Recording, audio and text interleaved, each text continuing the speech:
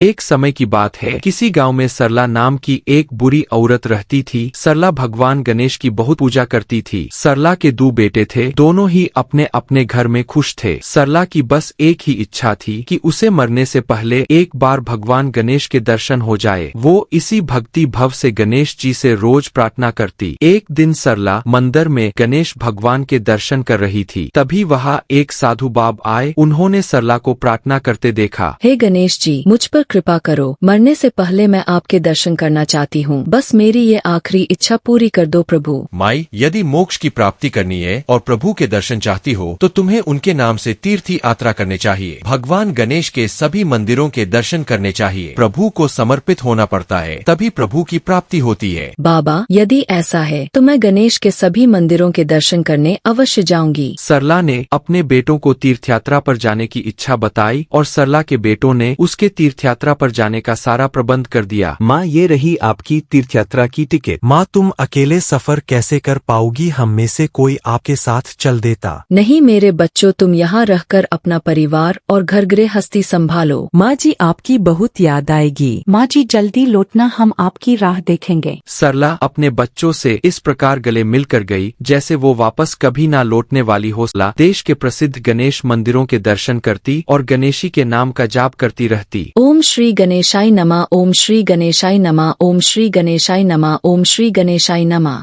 ऐसे ही शहर शहर मंदिर मंदिर घूमते हुए एक दिन सरला गणेश मंदिर के दर्शनों के लिए प्रतीक्षा में थी। बारिश की उस दिन ठेस थी। वो मंदिर के बाहर एक धर्मशाला में रुक गई। वही उसकी मुलाकात 2 और महिलाओं से हुई जो उसी की तरह बुरी थी। बहन, बस अब तो कल सुबह ये बारिश रुक जाए, भगवान गणेश के दर्शन अच्छे से हो जाए, पर बारिश है कि रुकने का नाम ही नहीं ले रही। थोड़ा मौसम ठंडा हो गया है, कंबल निकाल लेती हूँ। बहन रुको, मैं भी जरा अपनी चादर बैग में से निकाल लूं। देखो, मेरी तीर्थ यात्रा के लिए बेटा बहू ने ओढ़ने की नई चादर खरीद कर दी थी। बड़ी महंगी चादर खरीद कर लाए थे वो। सरला उन दोनों की बातें सुन रही थी। वो दोनों बुरी औरतें घर परिवार की बातें कर रही थी और सरला भगवान गणेश के नाम का पाठ कर रही थी। गणेशी ये सब अपनी दिव्य दृष्टि से देख रहे थे। उन तीनों की परीक्षा लेने के लिए एक भिखारी के रूप में उनके सामने प्रकट हुए। बारिश में मेरे सारे कपड़े भीग गए। माई, कुछ ओढ़ने को दे दो, बहुत ठंड लग रही है। मुझे कोई अपना कंबल या चादर दे दो। ये भिखारी कहीं मेरा ही कंबल ना मांग ले। गहरी नींद में सोने का नाटक करती हूँ। मेरी चादर बिल्कुल नहीं है। अगर इस भिखारी ने मुझसे मेरी चादर मांग ली तो मैं क्या उड़ूंगी? वैसे भी मेरी ये चादर नहीं है। अभी तो ना जाने कितने साल और इस चादर का इस्तेमाल करूंगी ना नाम तो अपनी चादर इस भिखारी को नहीं दूंगी। मैं भी सोने का नाटक करती हूँ, नहीं तो मेरी नई चादर हाथ से छिन जाएगी। सरला ने देखा भिखारी ठंड से ठिठुर रहा है। वो भिखारी से बोली, बाबा चिंता मत करो, मेरे पास ये स्वेटर है, इसे पहन लूंगी। आप मेरा कंबल ले जाओ। वैसे भी मेरा यहाँ आखिरी दिन है, कल की कल देखी जाएगी। ये लो बाबा, कंबल ओढ़ लो। जैसे ही सरला ने साधु को कंबल दिया, साधु रूप में भगवान गणेश उसके सामने प्रकट हो गए। प्रभु, आपके दर्शन करके मैं धन्य हो गई। सरला, मैं तुम्हारी भक्ति से बहुत प्रसन्न हूँ। तुम मेरी परीक्षा में सफल हुई हो। मांगो, तुम्हें क्या चाहिए? मैं तो बस आपके दर्शन करना चाहती थी और मेरी कोई इच्छा नहीं है। मुझे अपने चरणों में स्थान दीजिए प्रभु। सरला ने भगवान गणेश के चरण छुए और उसके प्राण पखेरों उड़ गए। सरला को लेने के लिए स्वर्ग से विमान आया जिसमें उसकी आत्मा भगवान गणेश के साथ स्वर्ग लोक चली दे। अगली दिन उन दोनों औरतों ने सरला को जगाने की बहुत कोशिश की, पर सरला तो प्रभु गणेश में विलीन हो चुकी थी। उसका नश्वर शरीर ही धरती पर रह गया था। उसकी आत्मा को मोक्ष मिल गया था। आसपास के लोगों ने देखा, सब ने यही कहा, सरला तो भगवान के द्वार चली गई है। वो दोनों आरथे मंदिर में दर्शन करके अपने अपने घरों को लौट गई। सरला के बेटा बहू ने सरला का अंतिम संस्कार किया। वो जानते थे उनकी माँ की आत्मा को भगवान गणेश ने मोक्ष प्रदान किया है।